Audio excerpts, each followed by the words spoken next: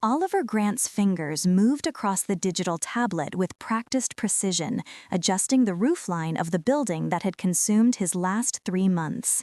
The architecture firm's office hummed with the white noise of productivity around him, keyboards clicking, phones ringing in distant cubicles, the coffee machine gurgling its perpetual brew.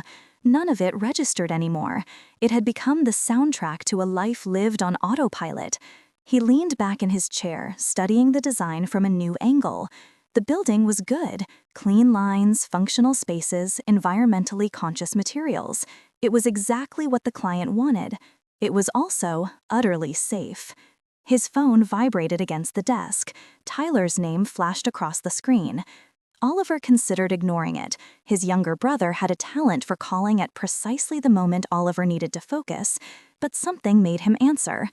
"I'm working," Oliver said by way of greeting. "You're always working." Tyler's voice carried that familiar mix of affection and exasperation. "That's the problem." Oliver pinched the bridge of his nose. "What do you want? When was the last time you went on a date?" The question landed like a stone in still water. Oliver's hand stilled on the tablet. "I don't have time for this conversation." "That's not an answer." Tyler's tone shifted, becoming gentler. "It's been 3 years since Rebecca. You can't keep using work as an excuse to avoid living." "I'm not avoiding anything." "You're 32 years old, and your entire life consists of that office and your apartment. That's not living, Ollie. That's existing." The old nickname hit something tender. Oliver closed his eyes. His brother meant well. Tyler always meant well, with his easy charm and uncomplicated view of the world. He didn't understand that some people carried weight that made easy things hard. "I appreciate the concern, but I'm fine." "No, you're not." A pause. "Look, I met someone at the gym last month. Her friend is single, around your age, completely normal. Just meet her for dinner. One dinner. If it's terrible, I'll never bother you about this again." Oliver's first instinct was refusal. The words were already forming. But something stopped them. Maybe the genuine worry in Tyler's voice, or maybe the recognition that his brother was right. When had Oliver last done something that wasn't work, or sleep, or the gym? "One dinner," he heard himself say. Tyler's surprised laugh crackled through the speaker. "Seriously? 1, and then you drop this. Deal. Friday night, 7 o'clock. The copper mill downtown. Her name's Natalie." After the call ended, Oliver sat staring at his tablet screen. The building design looked back at him, all its safe choices and careful angles. He saved the file and tried to return to work, but concentration eluded him. Friday arrived with the inevitability of rain. Oliver changed shirts 3 times in his apartment, annoyed with himself for caring. He settled on a dark blue button-down and jeans, running a hand through hair that refused to cooperate. His reflection in the mirror showed a man who looked older than 32, not in lines or gray hair, but in the guardedness around his eyes. The copper mill occupied a converted warehouse in Graymont City's revitalized downtown district. Exposed brick, Edison bulbs, the careful aesthetic of deliberate rusticity. Oliver arrived 10 minutes early and immediately regretted it. He stood near the entrance, adjusting his watch, checking his phone for messages that weren't there. A hostess approached with professional warmth. "Table for 1? I'm meeting someone. A reservation under Grant, maybe, or..." He realized he didn't know Natalie's last name. "There's a reservation for 2 under Grant at 7. Would you like to be seated now or wait?" "I'll wait." She nodded and glided away. Oliver moved to stand near a decorative column, trying to appear casual rather than anxious. Groups of people flowed past. Couples holding hands, friends laughing over shared jokes, families with children who should probably be in bed. Normal people living normal lives. His phone showed 6:58. The door opened, bringing a gust of October air and a woman with auburn hair. She paused just inside the entrance, scanning the restaurant. Her eyes found Oliver, and something flickered across her face, an expression too quick to name. Recognition, maybe, though that made no sense. She walked toward him with careful steps. Up close, Oliver noticed details. Green eyes, light freckles scattered across her nose, a thin silver necklace catching the light. She wore a cream blouse and dark pants, elegant without trying too hard. "Oliver?" Her voice was softer than he expected. Natalie? He extended his hand. She looked at it for a heartbeat longer before shaking it. Her grip was firm, her palm cool. Sorry if I'm late. Traffic on the bridge was... No, you're right on time. I was early. An awkward pause settled between them. The hostess materialized as if summoned. Table for Grant? They followed her through the restaurant to a booth near the back. Natalie slid into one side, Oliver took the other. Menus appeared. The hostess promised their server would arrive shortly and vanished. Oliver studied his menu without seeing it. So, Tyler mentioned you met through a mutual friend? Something like that. Natalie's attention seemed focused on her menu, but Oliver sensed she wasn't really reading it either. He didn't tell me much about you, just that you're normal, which in retrospect is a weird thing to lead with. A smile touched her lips. I could say the same. I heard you're an architect who works too much. Guilty. Oliver set down his menu. What do you do? Photography. Freelance mostly, some commercial work, but mainly art projects. That sounds more interesting than drafting building designs. I doubt that. She finally looked up, meeting his eyes fully for the first time. The intensity of her gaze made him want to look away, but he held it. Their server arrived with water and a recitation of specials. They ordered salmon for her, steak for him, and the server departed, leaving them in another pocket of silence. Natalie's fingers traced patterns on the condensation of her water glass. You really don't recognize me at all, do you? The question came quietly, almost conversationally, but Oliver felt its weight. He studied her face more carefully. Had they met before? A work function? Some party Tyler dragged him to? I'm sorry, should I? She didn't answer immediately. Her expression shifted through emotions he couldn't read. Hurt, resignation, something that looked like, "Don't you remember me? She stopped, took a breath. I was there, 15 years ago, the accident on Highway 47. The restaurant noise faded to white static. Oliver's hand, reaching for his water glass, froze mid-motion. Highway 47, 15 years ago? Rain, headlights, the scream of brakes. His father's voice, "Get down, don't look." I don't. His voice came out hoarse. He cleared his throat. I think you have me confused with... Your father was driving a black Mercedes sedan. You were in the passenger seat. It was raining. Her voice remained calm, but her knuckles whitened around her glass. You were 17. I was 15. The booth felt too small, the air too thin. Oliver's heart hammered against his ribs. This was a mistake. He started to stand. Please. The single word stopped him. Please just sit. Listen. Oliver remained half standing, caught between flight and the desperate plea in her voice. Around them, the restaurant continued its oblivious rhythm. A burst of laughter from a nearby table, the clink of silverware against plates, normal sounds in a moment that had become anything but normal. He sat back down slowly, his movements mechanical. I think you've made a mistake. No mistake. Natalie reached into the leather bag beside her, her hands steady despite the tremor Oliver heard beneath her words. She pulled out a folded piece of paper, yellowed at the edges, and slid it across the table. Oliver didn't want to look. Looking would make it real, but his eyes betrayed him, dropping to the newspaper clipping. The headline blurred, then sharpened. Teen critically injured in hit and run on Highway 47. Below it, a grainy photograph of a crumpled silver Honda, its driver's side crushed, resting in a ditch. The date, October 14th, 15 years ago. His mouth went dry. The water glass in front of him might as well have been empty. That was my car, Natalie said quietly. Well, my father's car. I'd just gotten my learner's permit 2 months before. He was teaching me to drive in the rain. She paused, her finger tracing the edge of the clipping. The article says the other vehicle fled the scene. No witnesses came forward. The police investigated for 3 weeks, then closed the case. Oliver's vision tunneled.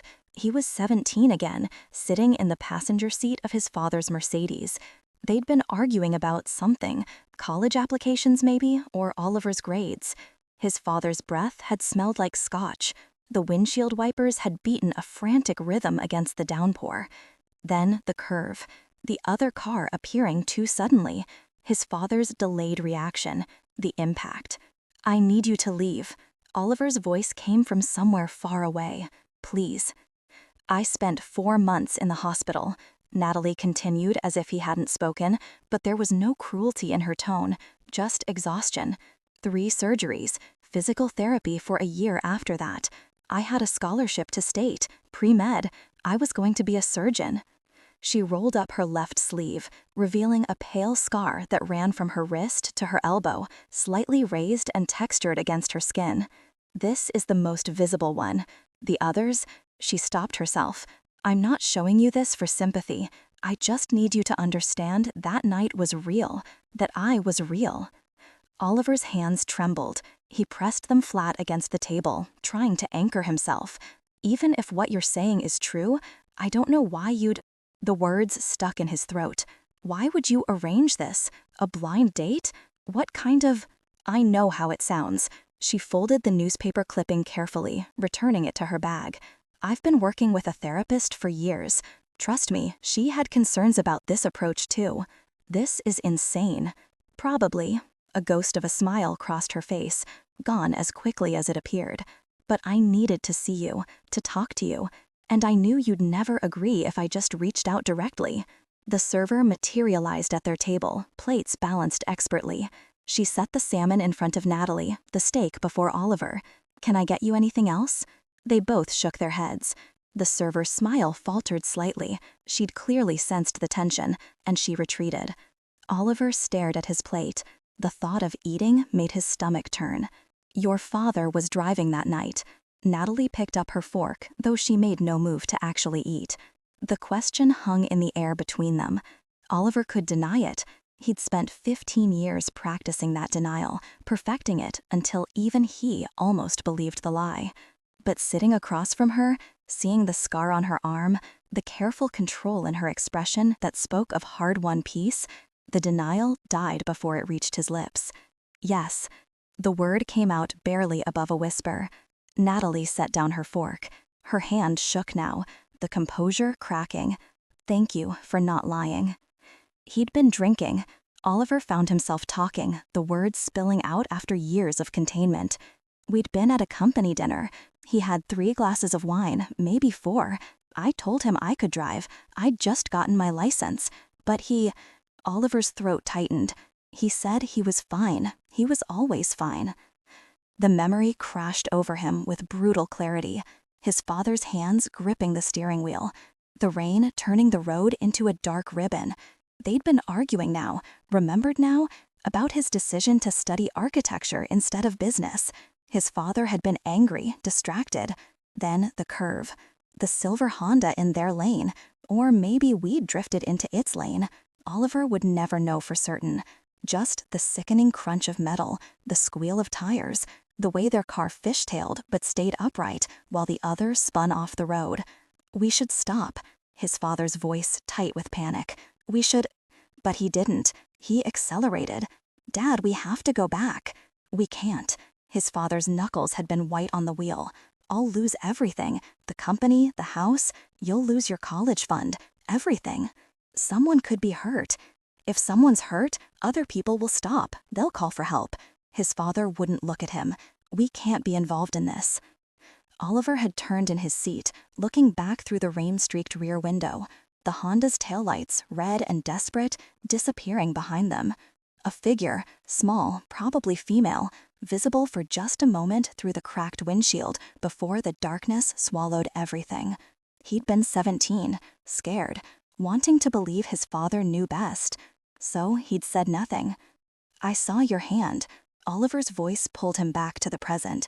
He looked at Natalie with new horror. "Out the window. You were trying to get out, or maybe just moving. I saw your hand, and we just—" His voice broke. "We just left you there." A tear slid down Natalie's cheek. She wiped it away quickly, almost angrily. "I don't remember that part. I don't remember much after the impact. Just waking up in the hospital with my father crying beside the bed. I'm sorry." The words were pathetically inadequate.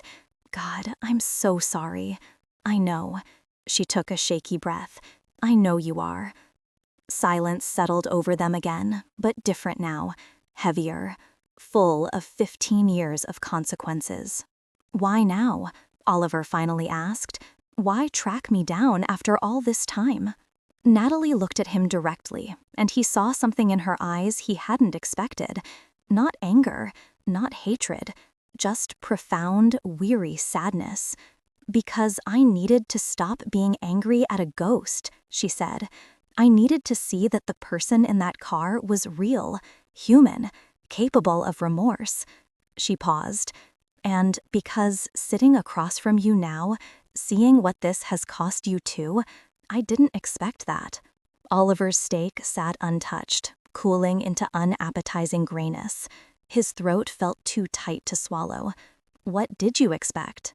Natalie considered the question, her fingers absently touching the scar on her forearm. I don't know. Someone who'd moved on completely. Someone who didn't care. Maybe someone who'd convince himself it never happened. She met his eyes.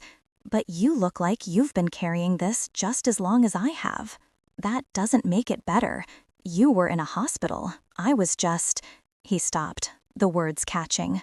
Guilty. Tell me about that night. All of it. Oliver's instinct was to refuse. He'd spent 15 years building walls around that memory, reinforcing them every time it threatened to surface. But those walls were already crumbling, brought down by a newspaper clipping and a woman who had every right to hate him. We'd been at the Graymont Business Association dinner. The words came slowly at first, then faster, like a dam giving way. My father was being honored for something. Businessman of the Year, maybe? He was always being honored for something. The memory sharpened, details emerging he'd forgotten he remembered. The hotel ballroom with its chandeliers, his father in a tailored suit, working the room with practiced charm. Oliver, 17 and uncomfortable in a borrowed tie, counting the minutes until they could leave. He drank during the cocktail hour, wine with dinner, scotch after. I kept track because Oliver's jaw tightened. Because this wasn't the first time. He'd driven after drinking before. My mother used to fight with him about it, but she died 2 years earlier, so there was no one left to stop him. Natalie listened without interrupting, her expression unreadable. I offered to drive. I'd just gotten my license that summer, but he laughed it off, said I didn't have enough experience with highway driving at night. The irony burned. We got in the car. He seemed fine, you know, steady on his feet, speaking clearly. I told myself it was okay. The rain had started 20 minutes into the drive, light at first, then torrential. His father had turned on the radio, classical music, something with violins, and loosened his tie. They'd started arguing somewhere around mile marker 32. I'd told him that afternoon I wanted to study architecture. He'd been pushing business school, wanted me to eventually take over his company. But I hated business. I wanted to design buildings, create something physical and permanent. Oliver's hands clenched on the table.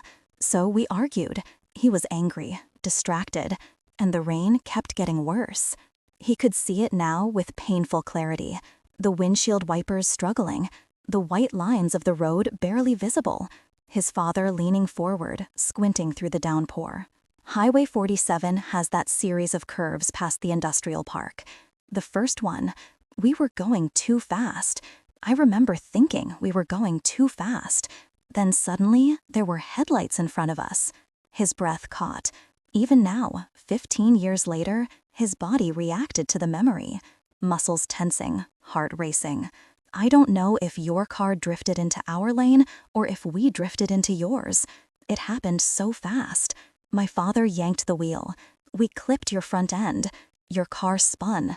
I watched it spin off the road and roll. Once, twice.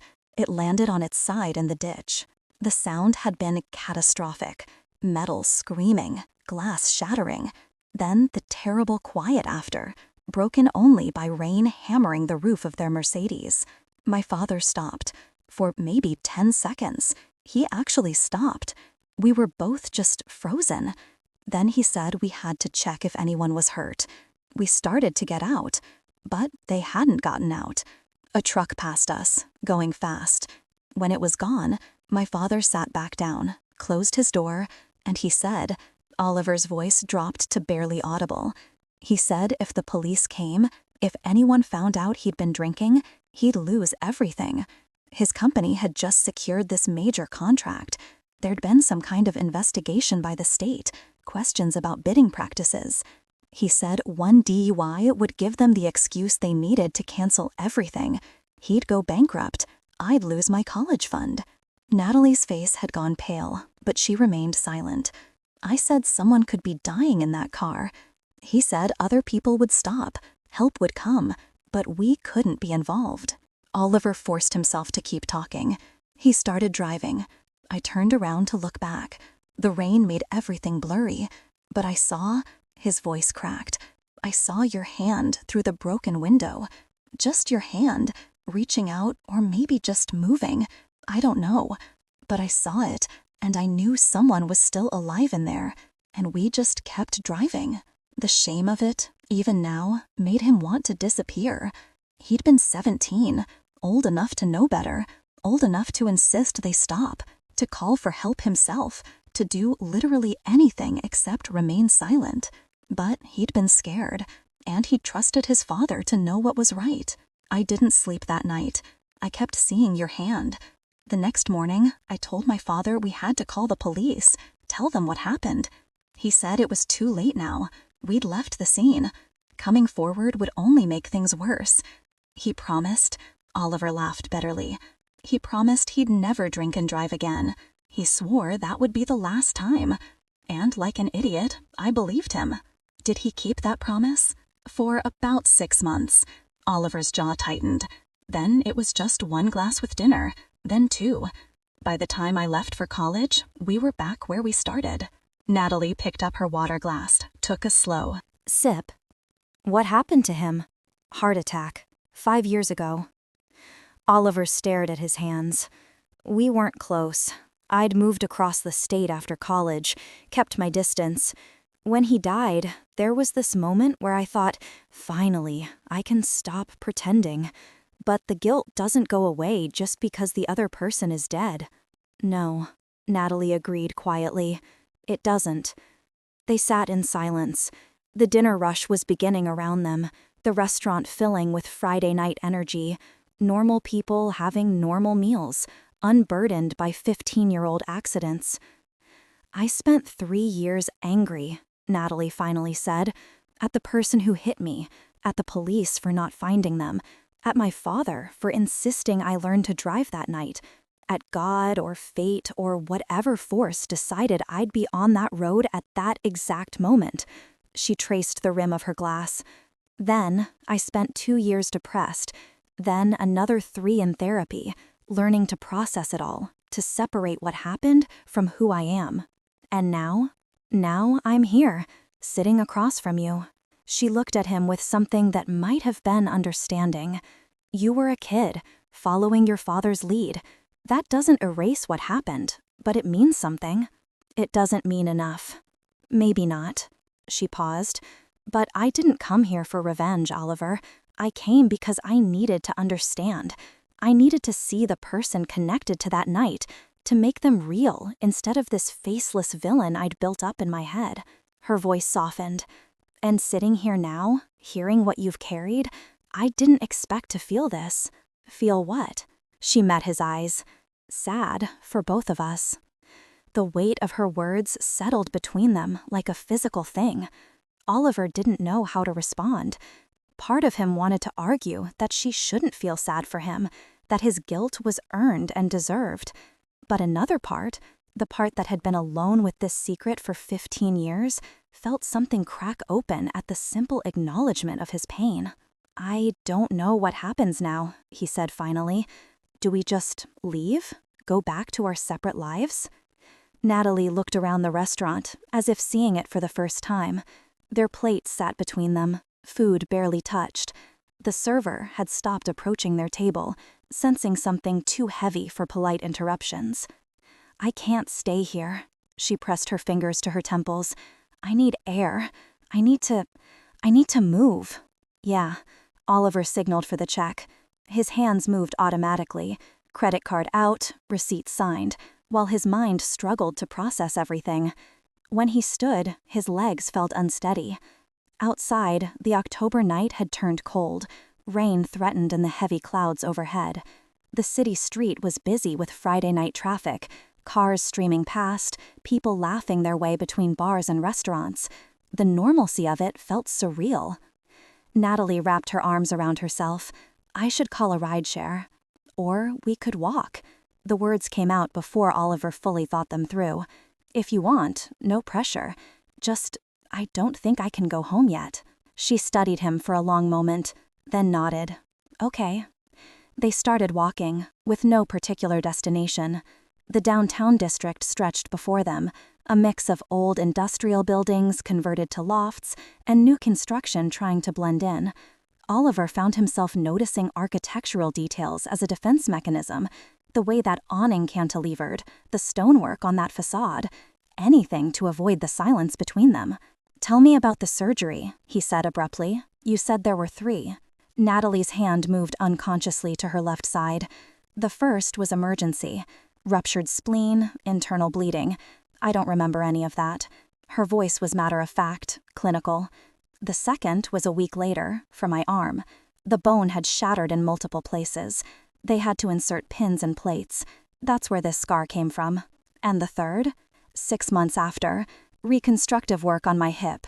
The impact had... She paused, choosing words carefully. There was significant damage. The doctor said I'd probably walk with a limp for the rest of my life. But you don't. 2 years of physical therapy. I was stubborn. A hint of pride colored her voice. My therapist said I was trying to prove the accident hadn't won. She was probably right. They passed a construction site, chain-link fence surrounding the skeleton of a building. Security lights cast harsh shadows across exposed steel beams and concrete floors. Oliver stopped, studying it. What is it? Mixed-use development. Retail on the ground floor, apartments above. Whoever designed it made some interesting choices with the setbacks. He pointed. See how the upper floors step back? Creates terraces, gives each unit outdoor space. You can tell all that from looking at the frame? It's like reading blueprints in 3 dimensions. He realized how that sounded. Sorry, occupational hazard. No, it's... Natalie moved closer to the fence, tilting her head. It's like how I see composition in everything. Light, shadow, negative space. She lifted her hands, framing a shot with her fingers. If I had my camera, I'd photograph those beams, the way they intersect against the sky. You didn't bring your camera to a blind date? A small smile. I almost did.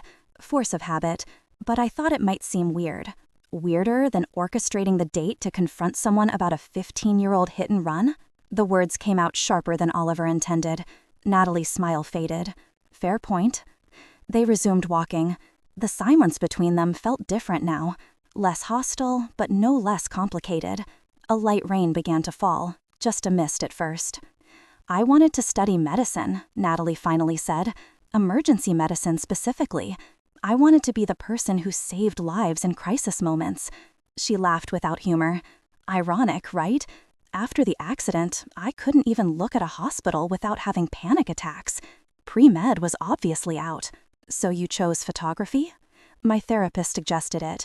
She said I needed an outlet that wasn't about analyzing what happened, something purely creative. Natalie's pace slowed. At first, I hated it. It felt like admitting defeat. But gradually, I don't know, looking through a lens gave me a way to see the world that wasn't filtered through trauma. What do you photograph? Everything. Nothing. Lately, I've been doing a series on... She stopped walking. Her hand shot out, gripping Oliver's arm. That car. Oliver followed her gaze. Across the street, parked under a broken streetlight, sat a dark sedan. A figure was visible in the driver's seat, face obscured by shadow. What about... Is it? It was outside the restaurant. I noticed it when we left. Her voice had gone tight. It's been following us. The rain picked up, fat drops now instead of mist. Oliver stared at the car, trying to make out details. Generic model. Dark paint. Could be blue or black in this light. Are you sure? I'm a photographer. I notice things. Her grip on his arm tightened. We've turned 3 corners. That car has been behind us the whole time. A chill ran down Oliver's spine that had nothing to do with the rain. Maybe it's coincidence? Maybe, but her tone said she didn't believe it. They started walking again, faster now. Oliver fought the urge to look back. His mind raced. Who would follow them? Who even knew about their meeting? Does anyone else know? He asked. About tonight? About finding me? Just my friend June. She's the one who connected me to your brother through... Natalie's phone buzzed. She pulled it from her purse, checked the screen. Her face went pale. What is it? She turned the phone so he could see. An unknown number, a single text message. Stop digging into the past. The words glowed on the screen like a threat. Oliver's pulse hammered in his ears. Who would send that? I don't know. Her hand shook slightly. I've been researching the accident for the past year, looking through old records, trying to find information. But I was careful. I didn't think anyone was paying attention. Thunder rumbled overhead. The rain intensified, soaking through Oliver's shirt. Neither of them moved. We should go to the police, Oliver said. And tell them what? That I tracked down the person responsible for a 15-year-old hit and run, and now someone sent me a vaguely threatening text? Natalie shook her head. They'd think I'm paranoid. Someone is following us. We don't know that for sure. But even as she said it, Oliver caught movement in his peripheral vision. The dark sedan, pulling away from the curb, moving slowly down the street in their direction. Walk, Oliver said. Now. They moved quickly, not quite running, but close. The street ahead opened into a busier intersection. More lights, more people, safety and visibility. Behind them, the sedan's engine hummed, keeping pace. Natalie's breath came in short gasps. This doesn't make sense. Why would anyone care after all this time? Oliver's mind worked through possibilities, each more unsettling than the last. His father was dead. The accident had been covered up, closed. Unless... What did you mean about researching? He asked. What exactly were you looking for? The police report, witness statements, anything that might identify the other car. She risked a glance back. I submitted Freedom of Information requests, talked to the officer who filed the original report. I thought if I could just understand what happened. She didn't finish. They'd reached the intersection. A crowd waited at the crosswalk. Late-night diners, bar hoppers, a group of college students. Oliver pulled Natalie into their midst, just as the light changed. They crossed with the crowd, moving quickly. On the far corner, Oliver looked back. The sedan sat at the red light, engine idling. Through the windshield, backlit by streetlights, Oliver could just make out the driver's silhouette. Male, probably. Watching them. Then the light changed, and the car turned, drove away. Natalie exhaled shakily. Are we overreacting? I don't think so. Oliver's shirt clung to his skin, rain-soaked and cold. Where do you live? Other side of the city, near the university district. I'm driving you home. You don't have to. Yes, I do. He met her eyes. Someone is sending you threatening texts about an accident my father caused. Until we figure out what's happening, you're not taking a rideshare alone. After a moment, she nodded. His car was parked 3 blocks back, near the restaurant. They walked in tense silence, checking over their shoulders. The rain fell steadily now, washing the street clean, making the city lights blur and refract. Oliver's car, a practical gray sedan that seemed to apologize for existing, beeped as he unlocked it. They climbed in, dripping water onto the seats. He started the engine, turned up the heat. Natalie gave him her address, and he pulled into traffic. I'm sorry, she said quietly. For what? For dragging you into this. I just wanted closure. I didn't mean to... She gestured vaguely, whatever this is. Oliver checked his rearview mirror. No sign of the dark sedan. You didn't drag me into anything. I've been in this for 15 years. I just didn't know it yet. They drove through the rain-slicked streets. The university district was older, tree-lined streets and modest apartment buildings mixed with student housing. Natalie directed him to a converted Victorian, split into units. He pulled to the curb. Which floor? Second, the one with the blue curtains. She didn't move to get out. Thank you. For tonight, for listening, for everything. I'll wait until you're inside. She nodded, opens the door, paused. Oliver, whatever's happening, We should talk tomorrow, figure this out. Yeah, we should.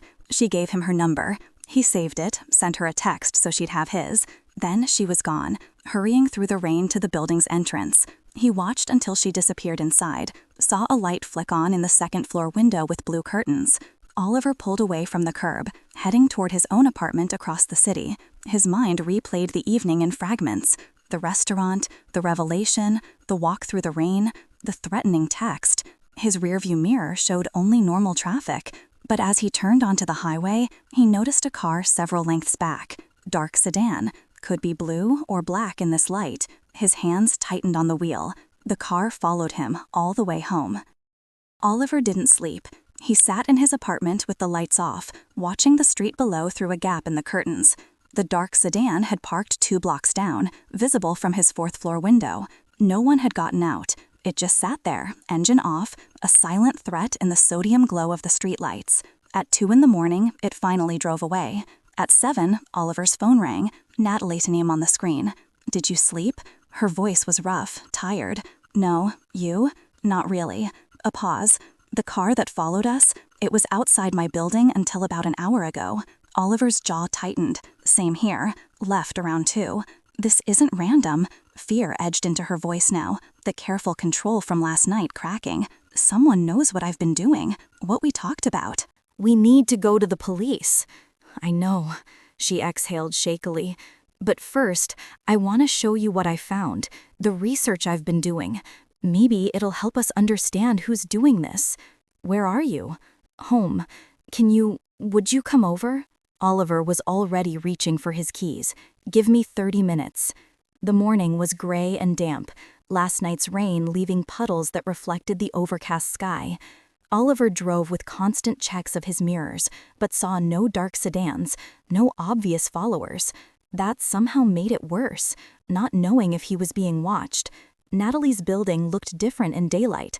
The Victorian architecture was charming in a worn way, paint peeling slightly around the window frames, iron railings rusted at the joints.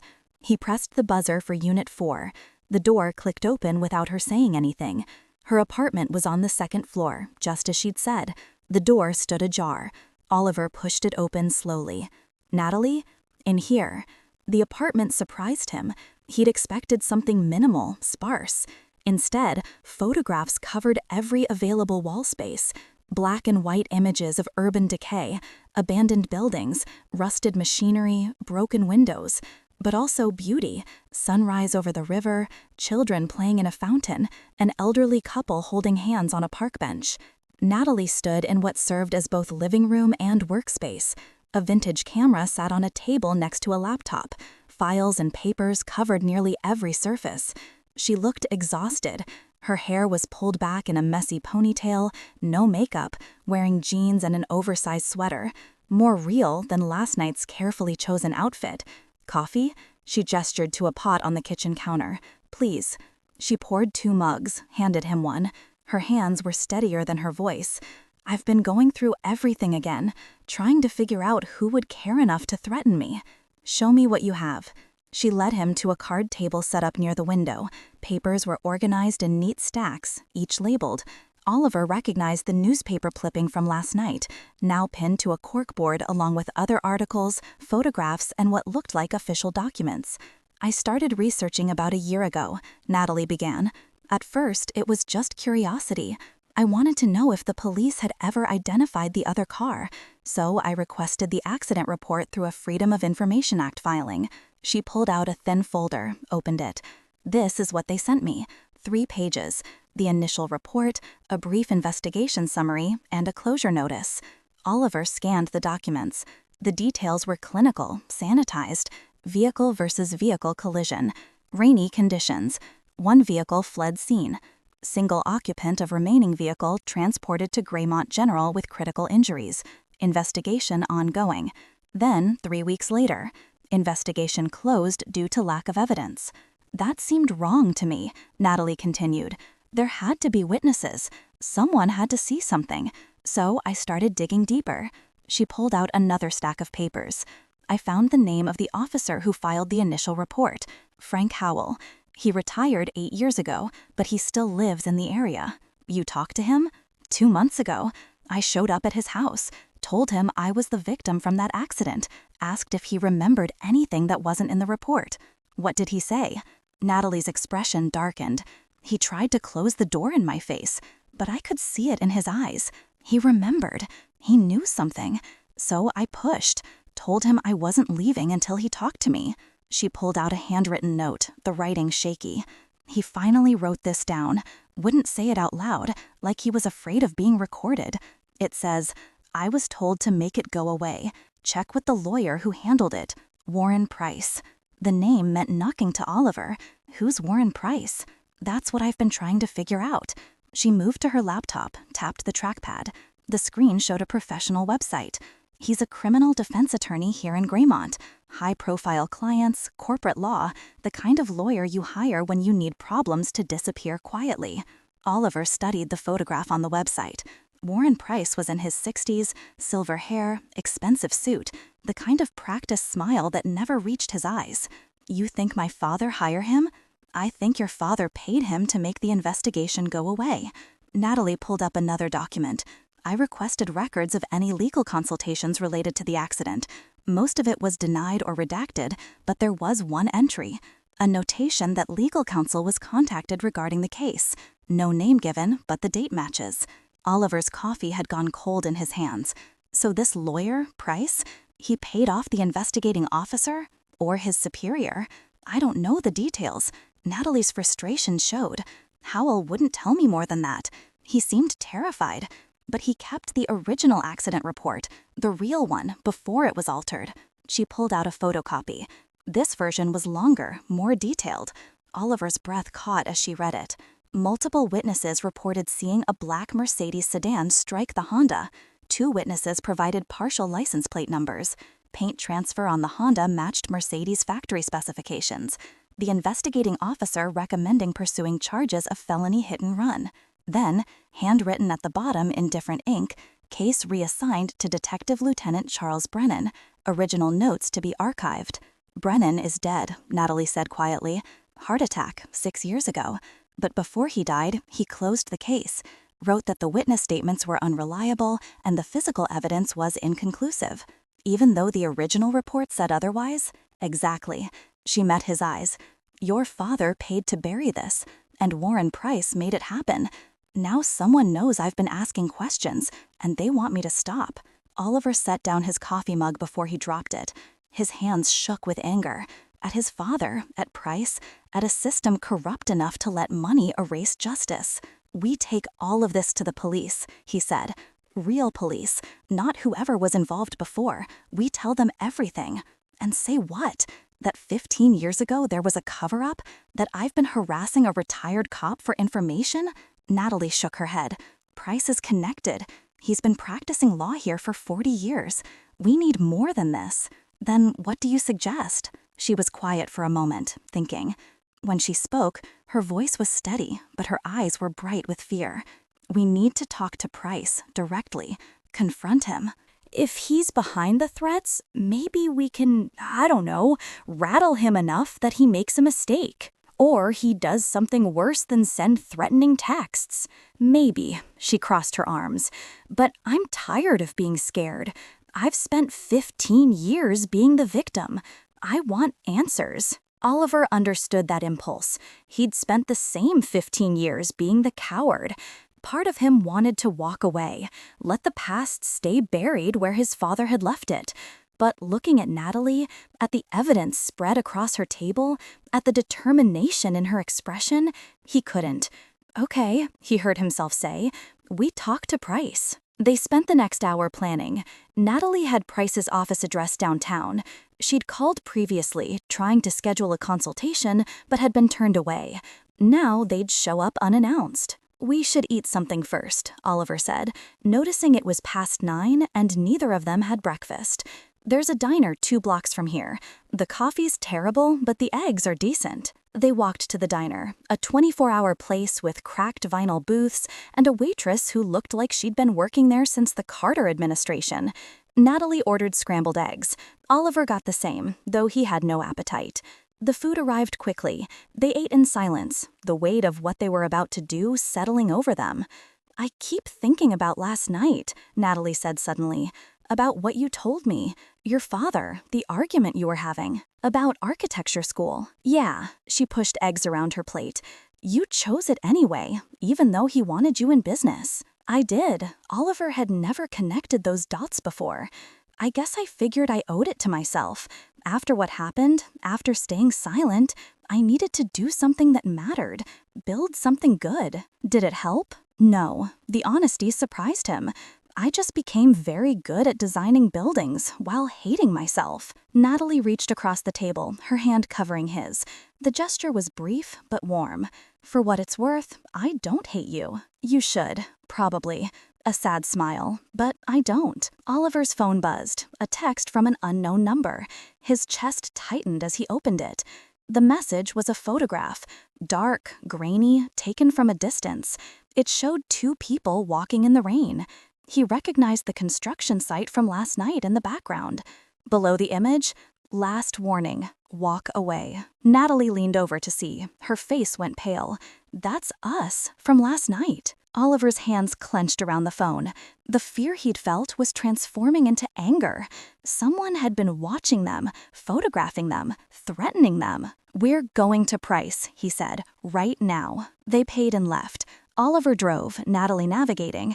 The law offices of Warren Price occupied the top floor of a glass tower downtown, the kind of building that screamed money and power. They parked in the garage and took the elevator to the 32nd floor. The reception area was all marble and leather, abstract art on the walls that probably cost more than Oliver made in a year. A receptionist looked up with professional pleasantness. Do you have an appointment? No, Natalie said, but we need to see Warren Price. It's urgent. I'm afraid Mr. Price doesn't take walk-ins. If you'd like to schedule, tell him it's about the Highway 47 accident 15 years ago. Natalie's voice carried across the quiet office. Tell him we have Frank Howell's original report. The receptionist's pleasant mask slipped. One moment. She picked up the phone, spoke in low tones, hung up. Her expression was carefully neutral now. Mr. Price will see you, but only briefly. They were led down a corridor to a corner office with floor-to-ceiling windows overlooking the city. Warren Price stood behind a massive desk, every inch the powerful attorney his website promised. You have 5 minutes, he said. No greeting, no pleasantries. Natalie stepped forward. You helped cover up a hit-and-run 15 years ago. I was the victim. He, she gestured to Oliver, was in the car that hit me. We want to know why. Price's expression didn't change. I have no idea what you're talking about. Frank Howell gave me the original accident report, the one before it was altered. Something flickered in Price's eyes. Anger, maybe fear. Get out of my office. Not until you tell us who's threatening us. Oliver pulled out his phone, showed the text messages. Someone knows we've been looking into this. Someone who wants us to stop. Is it you? Price stared at the phone. When he spoke, his voice was ice. You're making a serious mistake, both of you. Some things are better left buried. Is that a threat? It's advice? Price moved to his office door, opened it. This meeting is over. If you contact me again, I'll have you arrested for harassment. 2 security guards appeared in the hallway, large men with blank expressions. Natalie didn't move. We're going to the police with everything we have. Do whatever you want. Price's smile was thin and cold. But ask yourself this. If powerful people buried this once, what makes you think they won't do it again? The security guard stepped forward. Oliver took Natalie's arm, pulling her gently toward the door. As they passed Price, the lawyer spoke one more time, too quiet for the guards to hear. Your father knew when to walk away. You should learn from his example. The security guards escorted them to the elevator without speaking. Oliver's heart hammered against his ribs, adrenaline and anger mixing into something combustible. Beside him, Natalie stood rigid, her jaw clenched so tight he could see the muscle jumping. The elevator doors closed. That son of a... Natalie's hands balled into fists. He basically admitted it. Did you hear him? He didn't even bother denying it properly. He threatened us. Oliver's voice was low. Right there in his office, with security standing outside. He doesn't even care that we know. The elevator descended in silence after that. When they reached the parking garage, Oliver checked every shadow, every parked car, half expecting someone to step out. But the garage was empty, except for their footsteps echoing off concrete. Inside his car, Oliver gripped the steering wheel without starting the engine. "We're going to the police, right now. No more planning, no more investigating. We have enough." Natalie pulled out her phone, scrolling. Graymont Police Headquarters is on 5th Street, Central District. Oliver started the car and pulled out of the garage into midday traffic. The city moved around them with oblivious normalcy. People crossed streets, buses stopping and starting, someone walking a dog. Life continuing while theirs felt increasingly dangerous. The police headquarters was a brutalist concrete structure that looked exactly like what it was, a building designed for function over form. Oliver parked in the visitor lot. They sat for a moment, neither moving. "Once we do this, there's no taking it back," Natalie said quietly. "Do you want to take it back?" "No." She met his eyes. I've spent a year working toward this moment. Now that it's here, I'm terrified." "Me too." They got out and walked to the entrance. The lobby was institutional and cold, fluorescent lights humming overhead. A uniformed officer sat behind a glass partition. "Can I help you?" Oliver stepped forward. "We need to report threats related to a previous crime, a hit-and-run from 15 years ago." The officer's expression suggested this was not the strangest request he'd heard today. "Take a seat. I'll get a detective." They sat on plastic chairs bolted to the floor. Oliver watched people come and go, a woman filing a report about a stolen bicycle, 2 teenagers who looked like they'd been caught shoplifting, a lawyer in an expensive suit who walked past like he owned the building. 20 minutes passed before a woman in her 40s approached them. She wore slacks and a blazer, detective shield clipped to her belt. Her dark hair was pulled back in a practical ponytail, and her eyes held the weariness of someone who'd seen too much. "I'm Detective Laura Brennan." She shook their hands. "You wanted to report threats?" The name registered. Brennan. The same last name as the detective who'd closed the original case? Natalie's eyes widened. "Brennan? Are you related to Charles Brennan?" The detective's expression tightened almost imperceptibly. "He was my father. Why?" "He was the detective who closed the investigation into my accident 15 years ago." Natalie's voice was careful, measured. "The hit-and-run on Highway 47. Something shifted in Detective Brennan's face. "Come with me." She led them through security doors into the building's interior. The bullpen was exactly like every police station Oliver had seen on television. Desks crammed together, phones ringing, the smell of bad coffee and stress. They followed Brennan to a small interview room with a table and 4 chairs. She closed the door. "Talk." For the next hour, they laid it all out. Natalie started with the accident itself, her injuries, the failed investigation. Oliver explained his presence in his father's car, the decision to flee, 15 years of silence. Natalie showed the original accident report from Frank Howell, the evidence of alteration, Warren Price's involvement. Finally, they showed the threatening texts and described the car that had followed them. Detective Brennan listened without interrupting, taking notes. When they finished, she sat back in her chair and exhaled slowly. "My father died 6 years ago," she said. "Heart attack in his sleep.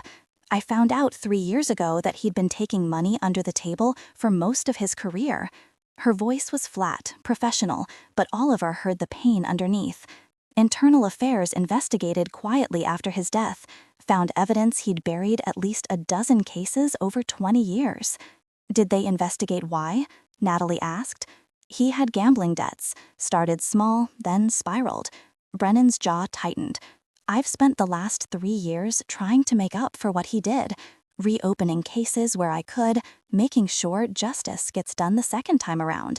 She looked at the documents spread across the table. "This case, your accident, I remember when he closed it. I was still in uniform then, but I asked him about it. He told me there wasn't enough evidence. I believed him." "He was paid to say that," Oliver said quietly. "I know." Brennan's eyes were hard. "Warren Price has been on our radar for years, but he's careful, never leaves evidence we can use. He's got judges, politicians, half the city's elite as clients. Touching him means touching all of them." "So what?" Natalie's voice rose. "We just let him get away with it? Let him keep threatening us?" "I didn't say that." Brennan pulled out her own phone, started typing. I said he's careful, but you've got something here. The original report, Howell's testimony, the threatening messages. If Price is scared enough to threaten you, it means you're close to something he can't afford to have exposed. She looked up. But here's what's going to happen. I'm going to open an official investigation. That means everything you've told me goes on record. It also means you become official witnesses, which gives you some protection. But, she held up a hand before they could interrupt, it also means you're going to be in danger until we can build a case strong enough to charge Price. How long will that take? Oliver asked. Weeks, maybe months. Brennan's expression was sympathetic but firm. This is a 15-year-old case with a dead investigating officer and a powerful attorney. We need to be thorough. Natalie slumped in her chair. So we just wait and hope he doesn't do worse than send threatening texts? You stay smart. Stay together. Don't go anywhere alone, especially at night. I'll arrange for increased patrols near both your addresses. Brennan stood. And you call me immediately if anything else happens. Anything. She gave them her card with a direct number written on the back. Outside the police station, the afternoon had turned gray and cold. Oliver's phone showed 2 missed calls from his brother, Tyler. He'd forgotten about Tyler entirely, the brother who'd set up the blind date that started all of this. I should call him back, Oliver said. He's probably wondering why I haven't told him how the date went. Are you going to tell him? I don't know. Oliver looked at Natalie. What would I even say? That it was memorable? A weak smile? That your blind date turned into a criminal investigation? Despite everything, Oliver laughed. It came out slightly hysterical, the kind of laugh that happens when the alternative is crying or screaming. They stood on the sidewalk, pedestrians flowing around them like water around stones. I don't want to go home, Natalie said suddenly. To my apartment, alone, knowing someone was watching it last night. You can stay at my place. The offer came without thinking. I've got a spare room, and honestly, I don't want to be alone either. She hesitated, then nodded. Okay, but I need to get some things first. Clothes, my camera, work stuff. I'll come with you. They drove to her apartment in silence, both watching the mirrors for any sign of followers. The street seemed normal, quiet, but normal had become sinister. Any parked car could be surveillance. Any pedestrian could be watching. Natalie's apartment felt different now. What had seemed cozy this morning now felt exposed. Those beautiful photographs on the walls felt like evidence of a life that might be in danger. She packed quickly, throwing clothes and toiletries into a duffel bag. Her camera went into its protective case with practiced care. I need to call June, she said. My friend. She knows about the date, about finding you. She'll worry if I don't check in. Use my phone if you want, in case they're tracking yours. Natalie took his phone and stepped into the bedroom. Oliver could hear her voice, muffled through the door. The conversation was short. When she emerged, her expression was troubled. June wants to meet us. She says it's important. Something about the date setup. What about it? She wouldn't say over the phone, just that we need to talk in person. Natalie chewed her bottom lip. She suggested the Riverside Cafe. It's public, lots of people, 30 minutes. Oliver didn't like it, but he also understood the impulse. If someone had used Tyler and June to orchestrate the date, they deserved to know.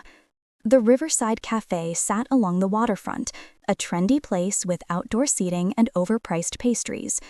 June was already there when they arrived, sitting at a corner table. She was in her early 30s, with short black hair and the kind of direct gaze that suggested she didn't tolerate nonsense. She stood as they approached. Natalie, she pulled her friend into a hug. I've been worried sick since you called this morning. This is Oliver, Natalie said. June's expression as she looked at him was complicated. The one from the accident? Yeah. They sat. A waitress came by, and they ordered coffee no one wanted. You said you had something important, Natalie prompted. June pulled out her phone, set it on the table.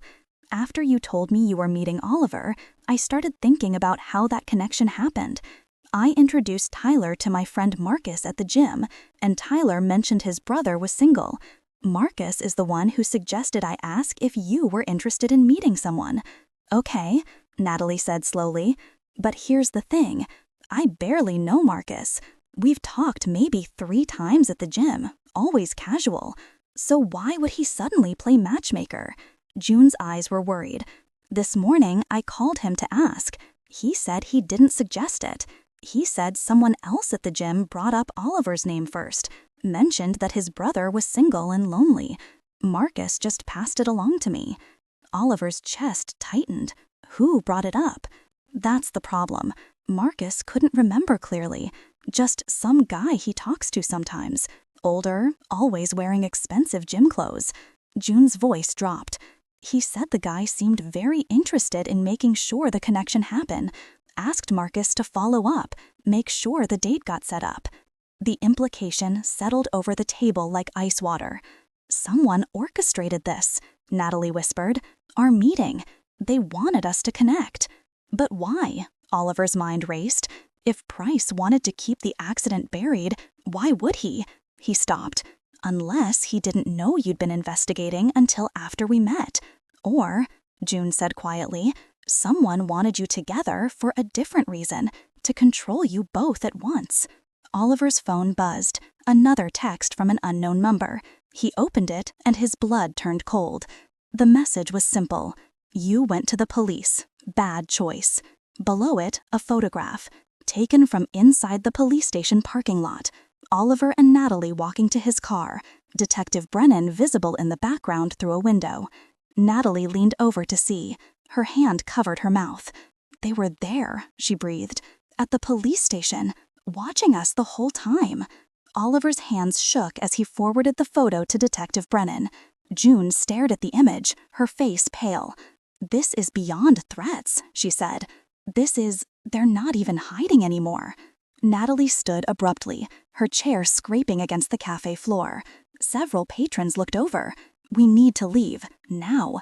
If they were at the police station, they could be here. Oliver scanned the cafe. The afternoon crowd was sparse. A few people working on laptops, a couple sharing dessert, an older man reading a newspaper. That man. Something about the way he held the paper. Too still, not turning pages. The door, Oliver said quietly. Don't run, just walk. They left money on the table and moved toward the exit. Behind them, Oliver heard a chair scrape. He risked a glance back. The man with the newspaper was standing, reaching into his jacket. Go. Oliver pushed Natalie and June ahead of him. They burst onto the sidewalk. The waterfront stretched before them, joggers and cyclists passing by. Oliver's car was 2 blocks away, too far. This way. June grabbed Natalie's arm, pulling her toward a crowded section of the Riverwalk. They merged into a group of tourists clustered around a street performer, using the crowd as cover. Oliver looked back. The man from the cafe stood on the sidewalk, phone to his ear, scanning the crowd. He was in his 40s, nondescript in the way that suggested professional. Not a lawyer's hired muscle, something else. Keep moving, Oliver said. They wove through the crowd, putting distance between them and the cafe. Oliver's phone rang. Detective Brennan. He answered, trying to keep his voice steady. Someone followed us from the police station. They're here now. Where's here? Riverside waterfront, near the cafe. Stay in public areas. I'm sending units now. 5 minutes. 5 minutes felt like eternity. They kept walking, faster now. The man from the cafe had disappeared, which somehow made it worse. Not knowing where he was meant he could be anywhere. June pulled them into a bookstore, one of those large chains with multiple floors. They took the escalator to the 2nd level, positioning themselves near the windows where they could watch the street. Oliver's breathing slowly steadied. Beside him, Natalie's hand found his. Her palm was cold, grip tight. This is insane, June whispered. You need to leave town, both of you. Go somewhere they can't find you. And then what? Natalie's voice was strained. Hide forever? Let them win? Let them not kill you? Oliver's phone buzzed. Another text from the unknown number. He almost didn't want to look, but he forced himself to open it. The message was simple. You went to the police. Bad choice. Below it, a photograph, taken from inside the police station parking lot. Oliver and Natalie walking to his car. Detective Brennan visible in the background through a window. Natalie leaned over to see. Her hand covered her mouth. They were there, she breathed, at the police station, watching us the whole time. Oliver's hands shook as he forwarded the photo to Detective Brennan. June stared at the image, her face pale. "This is beyond threats," she said. They're not even hiding anymore." Natalie stood abruptly, her chair scraping against the cafe floor. Several patrons looked over. "We need to leave, now. If they were at the police station, they could be here." Oliver scanned the cafe. The afternoon crowd was sparse.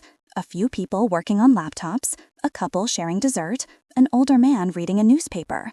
That man.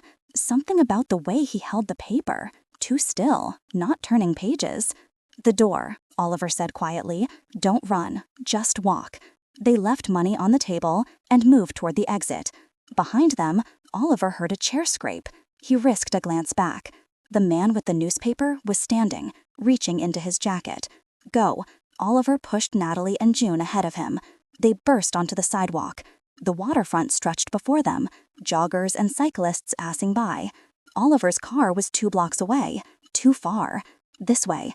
June grabbed Natalie's arm, pulling her toward a crowded section of the Riverwalk.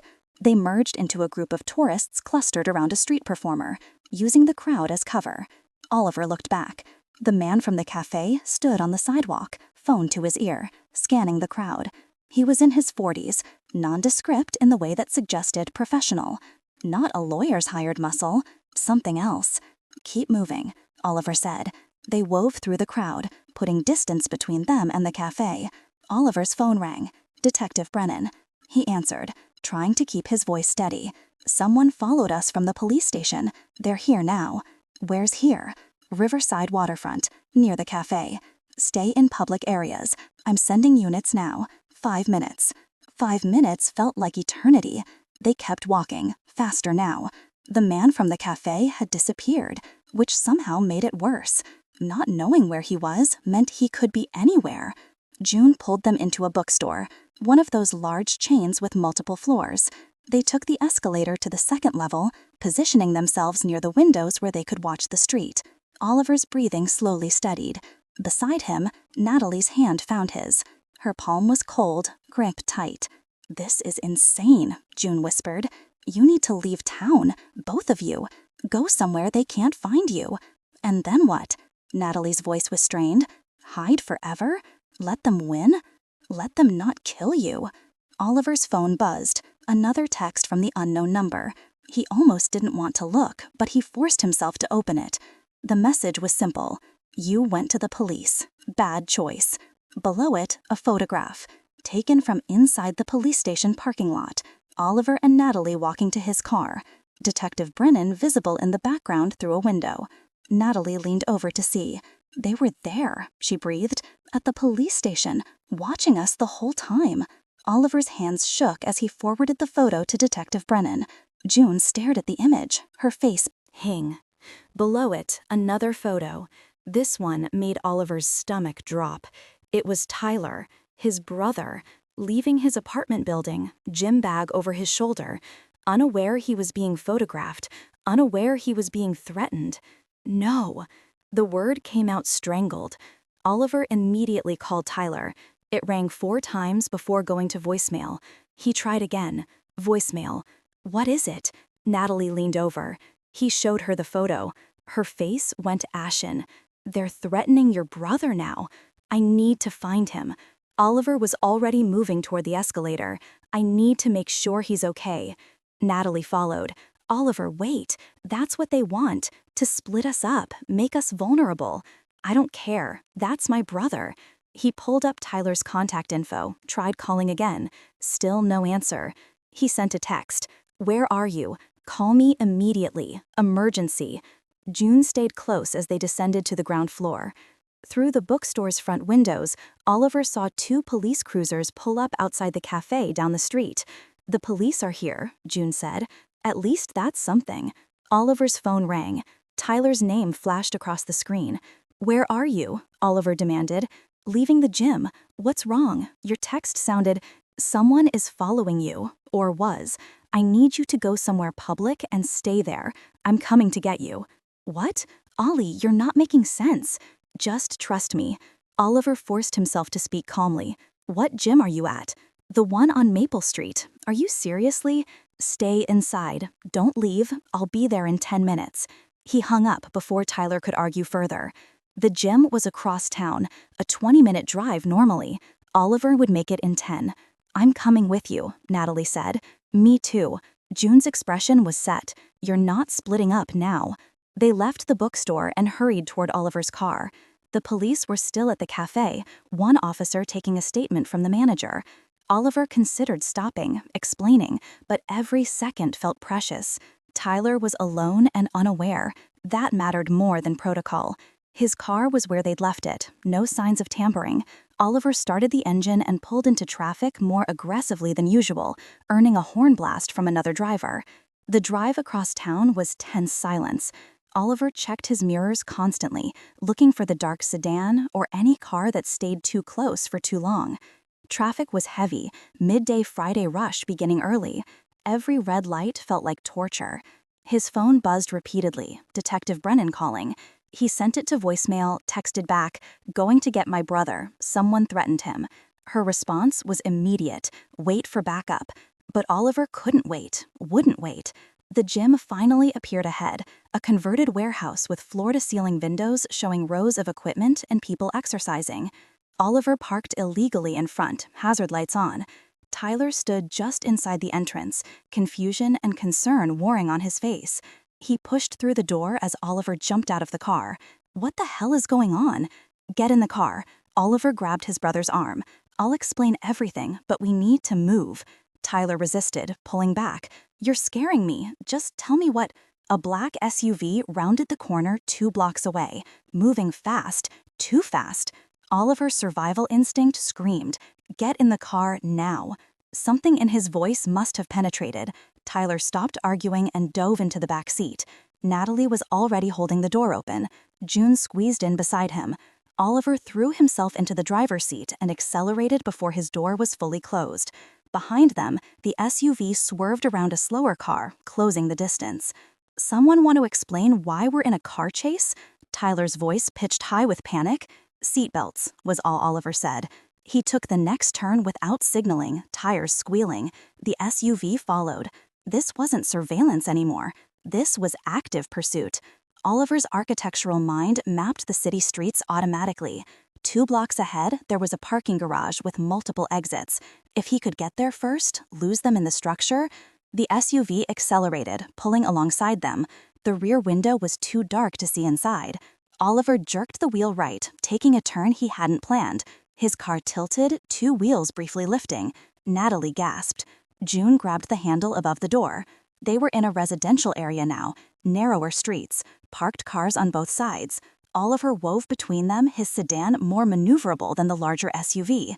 "Call 911, he told Natalie. She already had her phone out.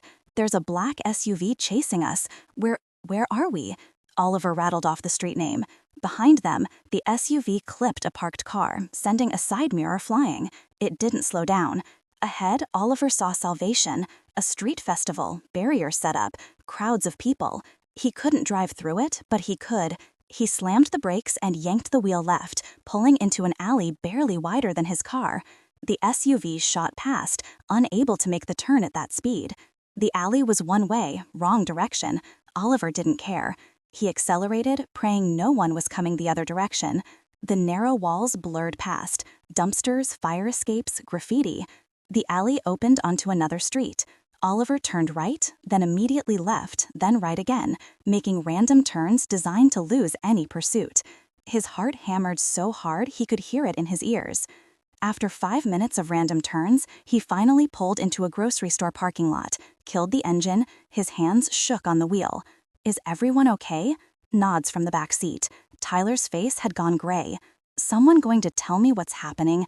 His voice was barely steady. Oliver turned in his seat. "That blind date you sent me up on? It wasn't random. Someone orchestrated it. And now that same someone is threatening us because we're investigating a crime from 15 years ago. Tyler blinked. "The accident? The one Dad?" He stopped. Understanding dawned. Oh, God. Yeah. Natalie's phone rang. She checked the screen. Detective Brennan. She answered on speaker. We're okay. We got away. Where are you? Brennan's voice was tight with controlled fury. Natalie relayed their location. They tried to run us off the road. A black SUV, no plates visible.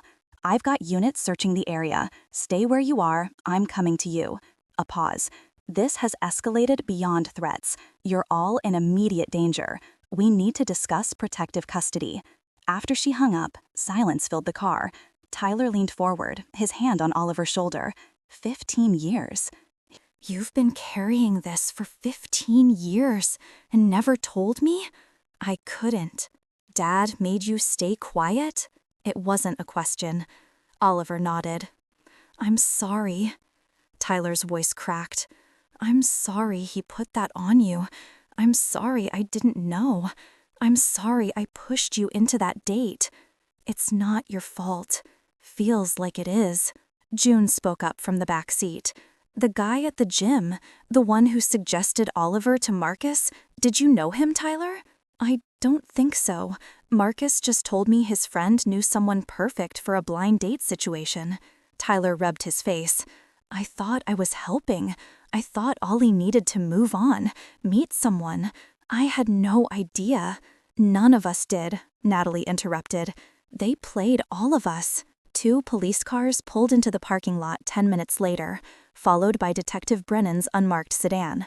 She got out and strode toward them, her expression promising nothing good for whoever was responsible. All of you, out. We're going back to the station, and this time you're staying there until I figure out how to keep you alive. They climbed out of Oliver's car. His legs felt unsteady, adrenaline crash hitting hard. Brennan studied them. The SUV that chased you was found abandoned 3 blocks from here. Stolen plates, wiped clean. Professional job. Warren Price, Oliver said. Maybe. Brennan's jaw tightened. But here's what doesn't make sense. Price is careful. This, she gestured at all of them, this is sloppy, desperate. Car chases in broad daylight, threatening witnesses, after they've already talked to police? This isn't his style. Then who? Natalie asked. That's what we're going to find out. Brennan pulled out her phone. I'm putting a detail on all of you. 24-hour protection until we... Her phone rang. She glanced at the screen, frowned, answered. Brennan? Oliver watched her face change, color draining, eyes widening. When? She asked. How? A pause. I'm on my way. She lowered the phone slowly. Warren Price is dead, she said. His secretary found him an hour ago. Single gunshot wound to the head. There's a note. It confesses to covering up your accident 15 years ago. The parking lot seemed to tilt. Oliver reached out, steadying himself against his car. Suicide? Natalie's voice was hollow. Brennan's expression was grim. That's what it's supposed to look like. The next 72 hours blurred together in a haze of police interviews, protective custody, and waiting. Oliver, Natalie, Tyler, and June were kept in separate hotel rooms with officers stationed outside their doors. Detective Brennan visited daily with updates that raised more questions than they answered. Warren Price's death was officially under investigation. The confession note detailed his role in covering up the accident, payment to Frank Howell's superior, alteration of police records, threats to potential witnesses. It named Oliver's father as the client who'd paid for the cover-up. Everything Natalie had suspected was confirmed in Price's neat handwriting. But the forensics told a different story. Gunshot residue on Price's hand was inconsistent. The angle of entry was possible, but unlikely for self-infliction. And security footage from Price's building showed a man in a maintenance uniform entering 2 hours before the body was discovered. A man who didn't work there and whose face was conveniently obscured by a cap. Someone staged it, Brennan explained during one visit. Made it look like suicide, left the confession to tie everything up neatly. Problem is, we don't know who. Could be whoever was threatening us, Natalie suggested. Or someone who wanted Price silenced before he could implicate them. Brennan's frustration showed. The confession only mentions your father, Oliver, no other names. If there were other people involved, politicians, judges, whoever helped make this disappear, they're protected now. Price was the only one who knew the full scope. On the fourth day, they were released from protective custody. The immediate threat appeared to have ended with Price's death. No more texts, no more surveillance. The dark sedan and black SUV had vanished like they'd never existed. Oliver returned to his apartment to find his brother waiting in the hallway. "Thought you might want company. Plus, I need to apologize again for the 1,000th time." "You don't need to." "I do." Tyler followed him inside. "I pushed you into something that almost got you killed, that got me almost killed.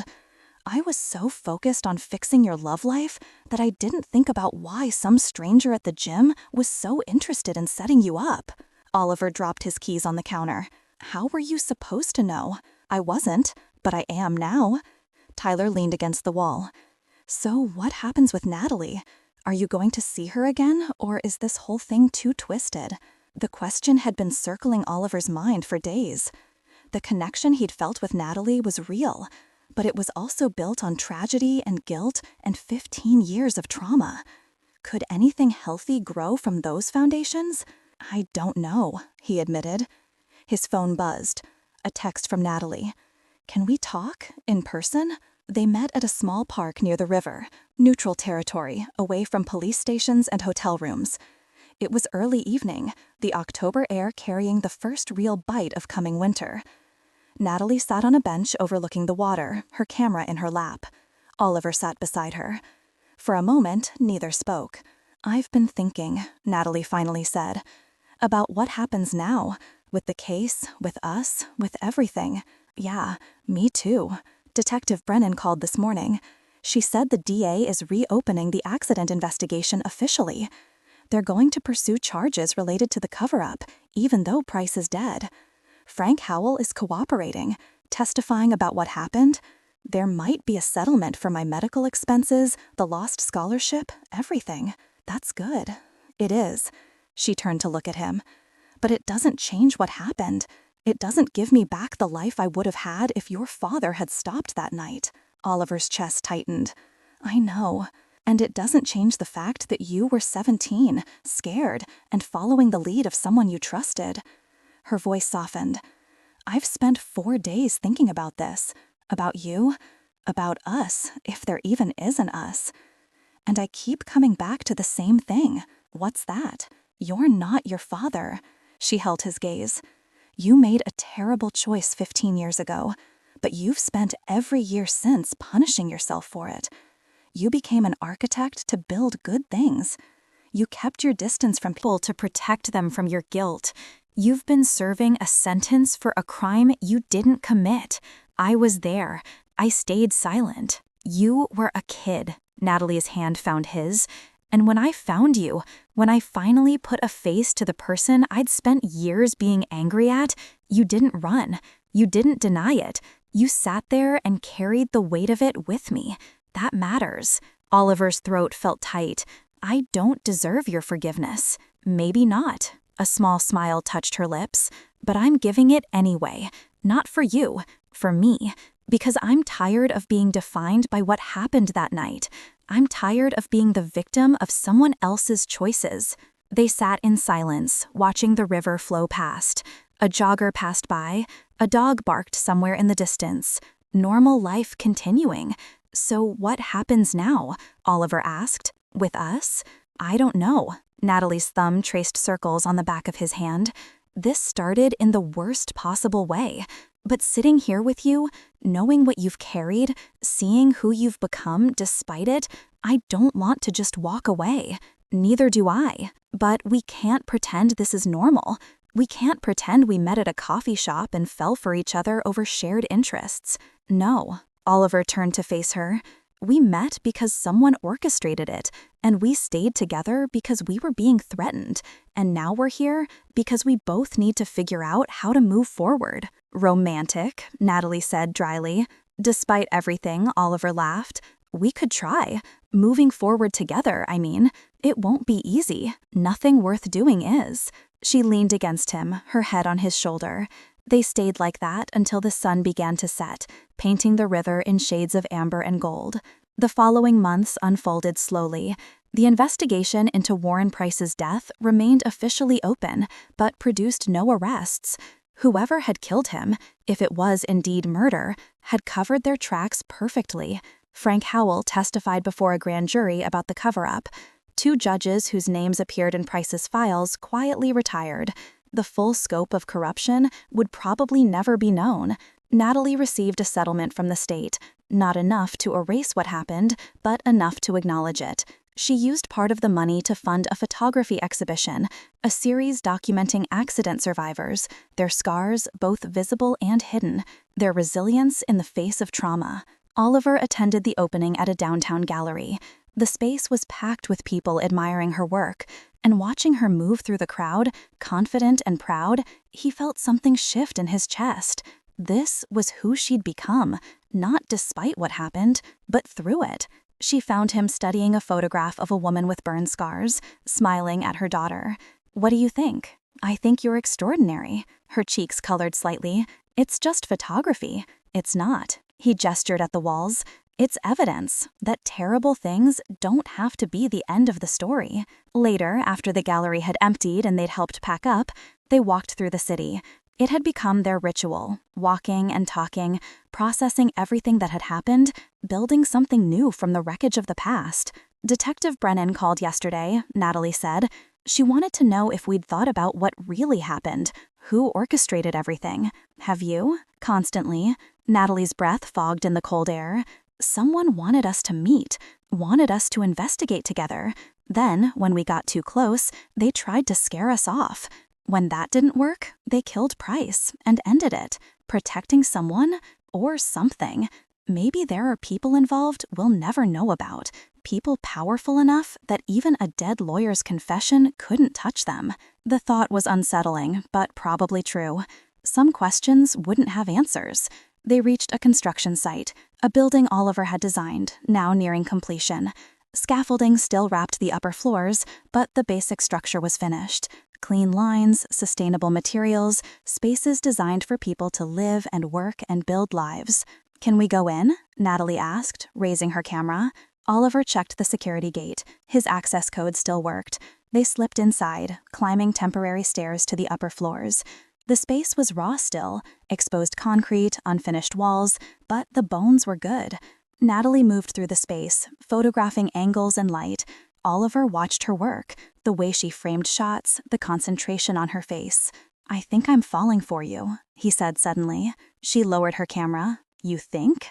"I know." His heart hammered. "I know this started wrong.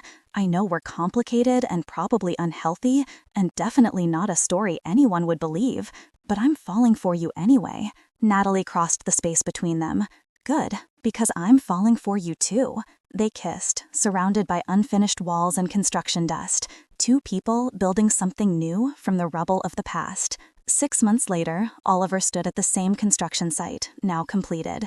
The building's grand opening was scheduled for next week. Natalie was beside him, photographing the finished structure for his portfolio. "Do you ever regret it?" he asked. "That blind date?" She lowered her camera, considering.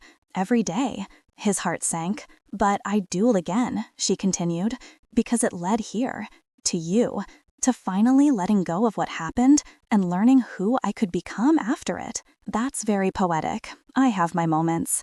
She took her hand. "Come on, I want to shoot the interior before we lose the light." They walked into the building together, through the glass doors, past the lobby, into spaces Oliver had designed with hope and intention, creating something good, something lasting. Some accidents destroy everything. Some accidents save you. Not from the impact. That damage stays, written in scars and memories and the choices you make after. But from the lie that destruction is the end. Sometimes it's just the beginning of learning who you are when everything you thought you knew burns away. Sometimes it's the moment you realize that guilt and grace can coexist, that forgiveness doesn't erase the past, but frees you from being trapped there. Sometimes 2 people meet in the worst possible way and still manage to build something beautiful. Oliver looked at Natalie, framed in the golden hour light streaming through the windows. She was laughing at something, camera raised, capturing a moment he'd designed, but she was making real. And for the first time in 15 years, he felt something other than guilt. He felt hope.